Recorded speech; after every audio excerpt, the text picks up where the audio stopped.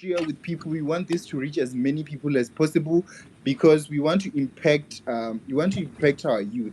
Like Zandile has also said, I'm almost gonna quote what you said because you said some important points. It's not always that we don't have the skills. It's not always that we do not have these qualifications that that employers require. Sometimes it's that our CVs are not up to the standard that they want.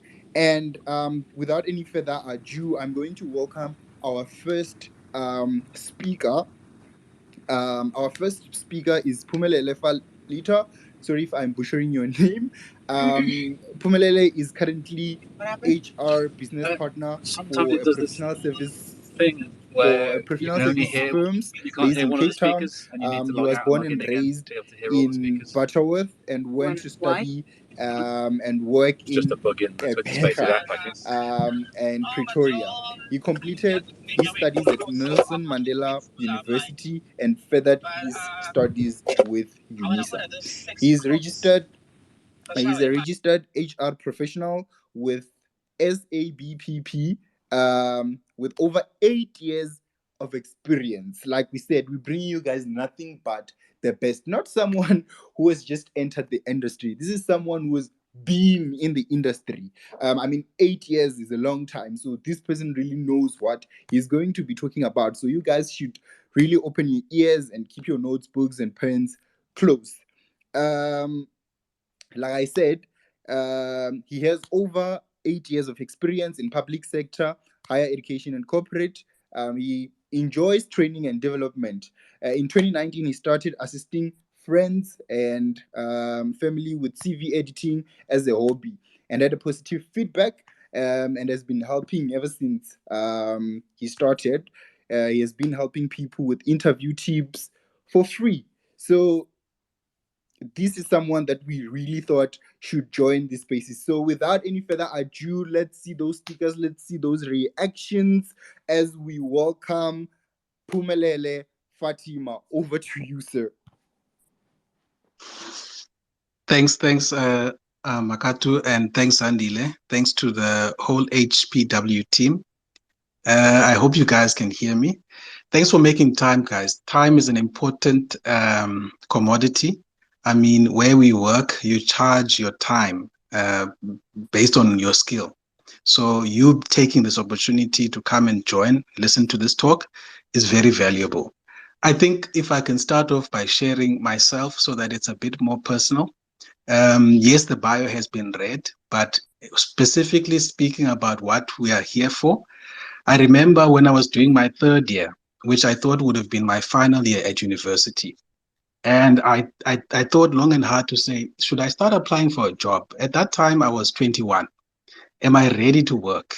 And I was like, okay, let me apply for a postgrad studies plus internships and see what happens or whichever response comes first. As an HR student, I thought I would get a job before getting my honors application acceptance, but I got honors application acceptance instead. So there, it means that I may have drafted my CV incorrectly. All right. Then I proceeded to study, full-time student. Then at the end of the postgrad studies, again, I then applied, then saying, look, I need a job, right? So fortunately, I started my first job with a government department. And in that department, I was particularly placed in the recruitment department or division. So I think my first conversation will be applying for jobs in the public service. Then I will then speak about jobs in the private sector, if you can bear with me. I have not written a speech. I'm literally speaking from my own experience. So I might lose track of what I'm saying at times, but let me know. So when I joined, I'll call it by name. It's the Department of Trade and Industry and Competition at this point. So in the recruitment division, firstly, when you are drafting your CV, let's not even talk about the ZD3 form. Let's talk about the CV, right? As a new person or a new entrant, at least your CV must not be more than 3 pages, right? Because it needs to have essential information that can give you an opportunity to enter the interview process, right? But before you draft your CV, yes, there's basic information like your name, your surname, your date of birth, not ID number. Be careful of putting your ID number if it is not asked.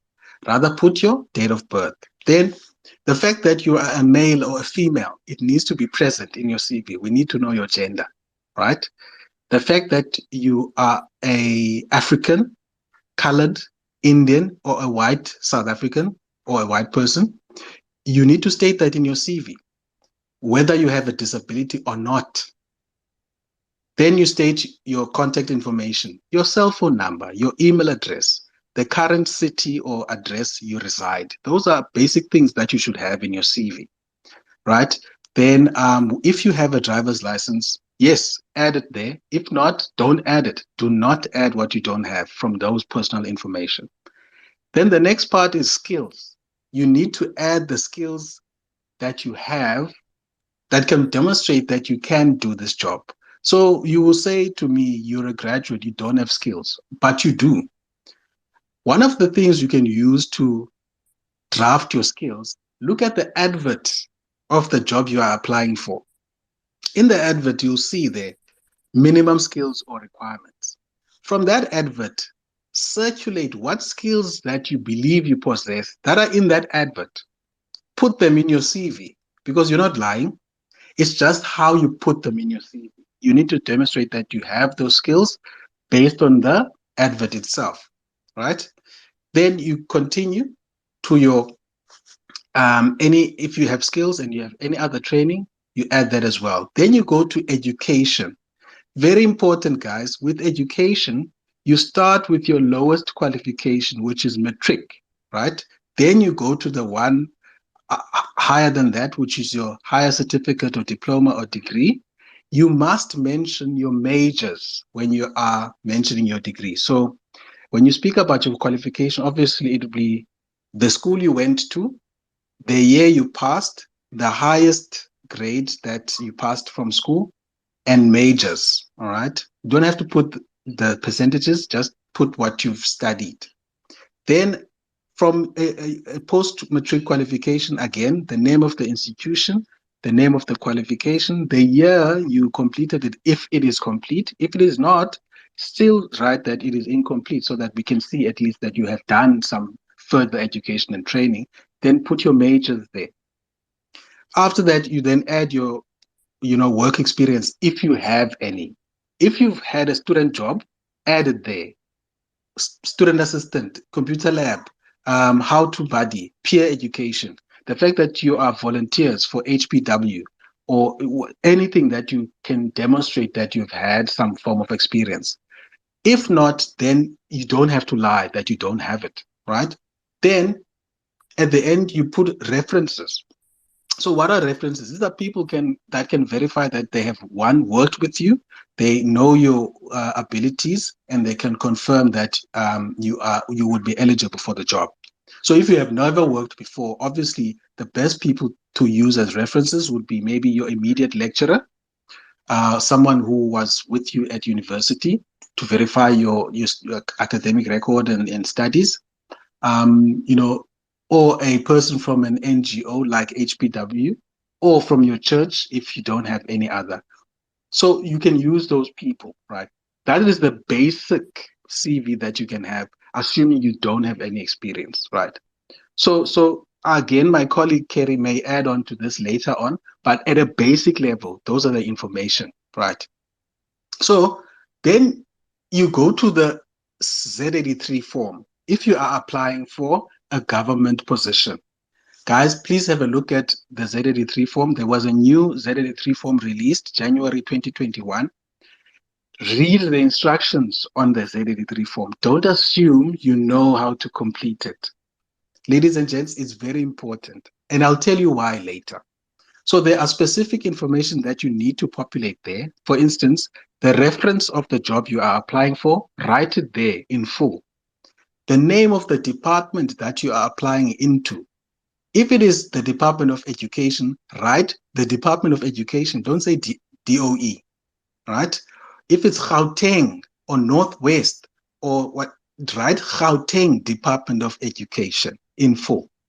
Write the reference in full as you see it in the advert. And then write your availability, immediate, 1 week, 2 week, whatever availability you have.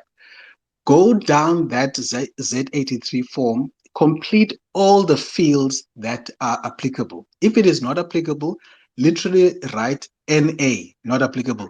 Don't leave it blank. All right. On the second page of the Z83 form, you will see it will ask for information that you already have put in your CV.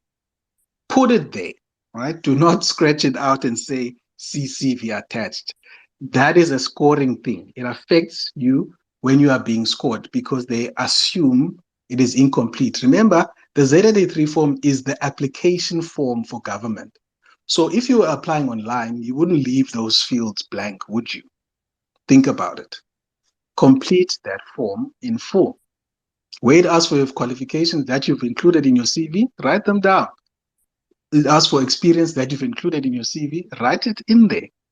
It asks for references, write it in there. Even a small thing that says initial each page, initial that page because it's seen as incomplete if you haven't. Then there's a space where it says sign and date. If you are completing the form electronically, I would urge you to have an electronic signature, right, that you have available that you can paste into the document. But first dibs for me is print out the form. Yes, printing costs are expensive. To go to an internet cafe to print 2 pages will cost you 5 Rand, all right? But you can print once and sign it once and scan it back. And you can just leave the other details blank for each job that you apply for. Then you submit. So what happens then when in a government department, when you have applied, what happens in the background? So in the background, the HR administrator will sit with 3 or 4 panel members, right? The first meeting is about shortlisting.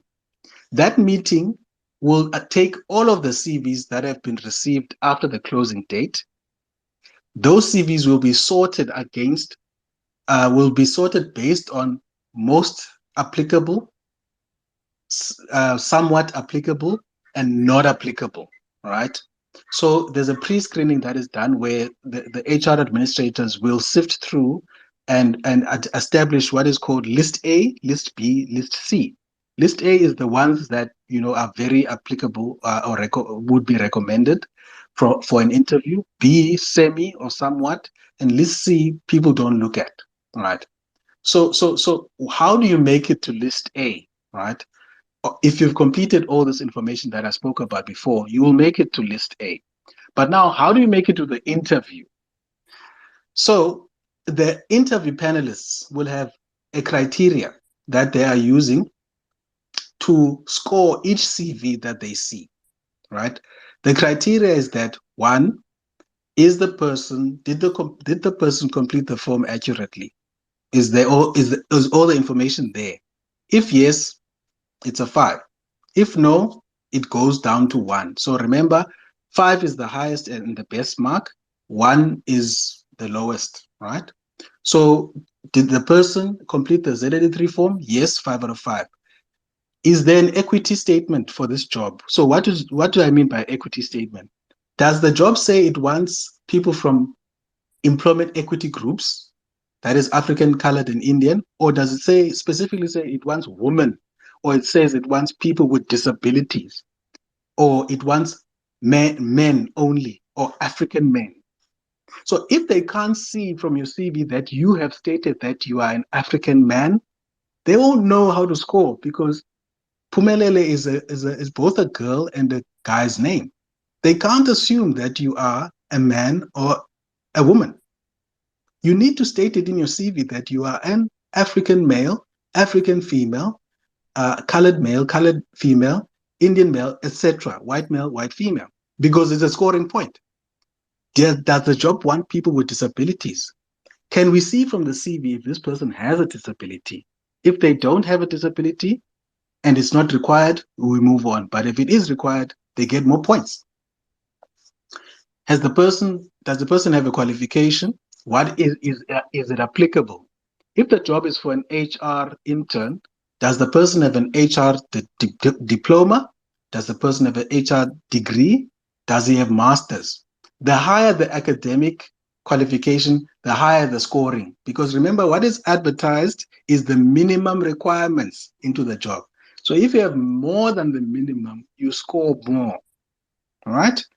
Then it continues.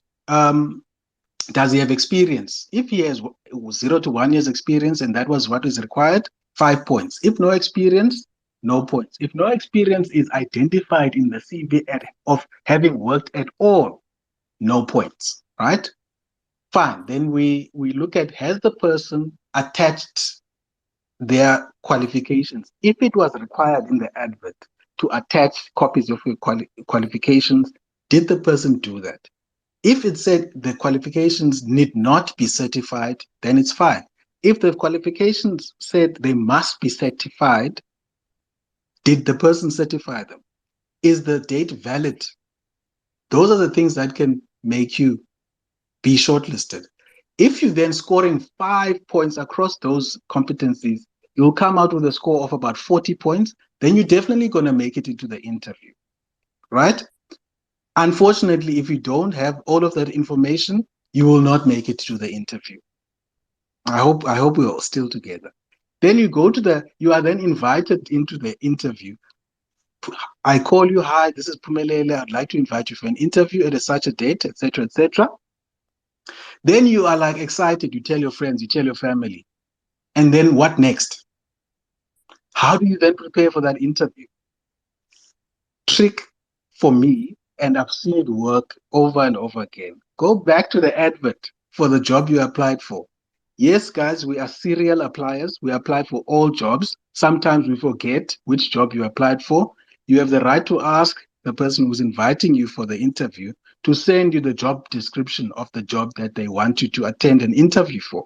Ask them, can you please send me a copy of the advert or a link to the advert for my preparation? Because you definitely need to prepare.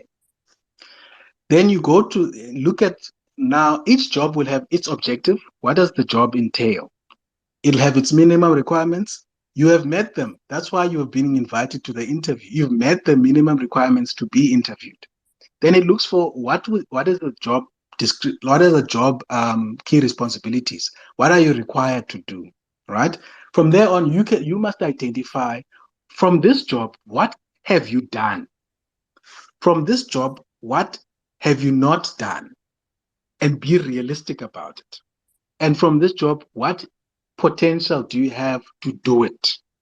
Because you will then go to the interview and listen carefully. The questions in the interview will always say, tell us of a time. They are always asking you of what you've done. Again, let me repeat. They'll say, tell us of a time when there was a specific situation. What task did you do? What action did you do? And what was the result? So they'll never ask you, what will you do? It'll always be about, what have you done? It's called competency-based interview. To test what have you done previously, that assumes that you will be successful in this role because you've done it. Let me park it there. That is when you are applying for the public service. I don't want to steal my speaker's time, guys. Remember, I said we're talking about applying in public service, then private sector. So if you're now applying for a job in the private sector, right? Same or similar conditions apply. Your CV needs to have your basic biographical information, your name, surname, date of birth, gender, your ethnicity, whether you have a disability, how many languages you can speak. If you can speak more than one, that's good. All the basic information, right? But when you're applying online, you'll find that you always have to create a profile. And sometimes that is very discouraging. And we've seen from a lot of systems that we are using, if it takes more than 3 minutes to complete an online application, people tend to stop applying. So businesses in the private sector are also making an effort to make it shorter for people to upload and attach their CVs onto the systems. So we understand, I'm speaking from a point of privilege because I'm the receiver of CVs on an applicant tracking system. So we understand that, look, some guys, you'll start an application and then you stop midway and you find that this person could have been a good candidate, but they haven't completed their application. They've uploaded the CV, and then you can't contact them. You can't find them. So we've realized that okay, you need to at least be a space where you can upload the CV, and then you just populate basic information, and then you move on. Similar case applies. The algorithms in a recruitment system pick up keywords. Those keywords need to be the same keywords that are in the advert. So use the advert to tailor your CV to meet the requirements for you to at least get into the interview. What's very important is that you make your way into an interview, all right? Then you can fight for yourself, not physically, but you know what I mean. So it gives you an opportunity to go and present yourself to the interview, right? With and when you're applying on those systems, please take the time. Yes, and let's use our cell phones wisely, guys. One of the things that I regretted after being a student and for the first 3 months when I stayed at home unemployed was the fact that I didn't have access to the internet. That was the longest 3 months of my life, applying and waiting for an opportunity. Zandile mentioned the stats in terms of unemployment. The average new graduate can spend from 6 to 18 months unemployed. The key word here is the average. So there are people who are anomalies, who can spend 0 months, who have a job by the time they are doing their third year, or they are honors if they are in a professional qualification like law, some IT, accounting, etc. But there are those non-professional type of careers. What I mean non-professional, no offense, it doesn't mean your qualification is not professional. It means in the industry, there are specific professions which people must align to or must join in order for them to be professionals in that industry. So your lawyers and your CAs, etc. But engineering as well. So those guys get snatched up usually earlier than the rest of us. The rest of us can wait up to 6 to 18 months. And the worst of us is that we never get an opportunity to get a job as well. So that is why we're having this chat to say, what are the tips and tricks to help us achieve that? So when you get to the interview, there's two things. You can be invited to come in person. You can be invited to attend online. I think most of us will have, can prepare for an in-person interview. You dress up, you go to the interview, you speak nicely. The issue is when you are being interviewed online. That is the most difficult interview you can have. You need to be very prepared for it. Guys, use your data wisely. Go to YouTube. If you have or Wi-Fi, go to YouTube, search preparing for an interview online. Most people tend to fail the online interview compared to when they were in person. Some companies have realized that the first interview must be online, but a second interview, the person must come to the office so we can see them. So after having gone through the whole cycle of drafting your CV, completing an application form, applying for the job, receiving a call to attend an interview, preparing for the interview itself, it is then left up to the interview panel to decide whether or not you are suitable. And you are not the only one. Usually 5 people get invited to an interview, and then 3 people are taken to the next stage by means of a test or an assessment and some criminal and background checks, and 1 person is offered. If that 1 person is you, great, excellent. But if that 1 person isn't you and they decline the offer, the second best person gets the offer. So there's always an opportunity for you when there's a higher opportunity of getting the job when you are at the interview stage than when you were an applicant. I think I should park it there for now and not to steal the time of my colleague. And yes, we'll take a Q&A maybe later on. And yes, thanks, Makatu and Zandile. I think I'll park it there for now.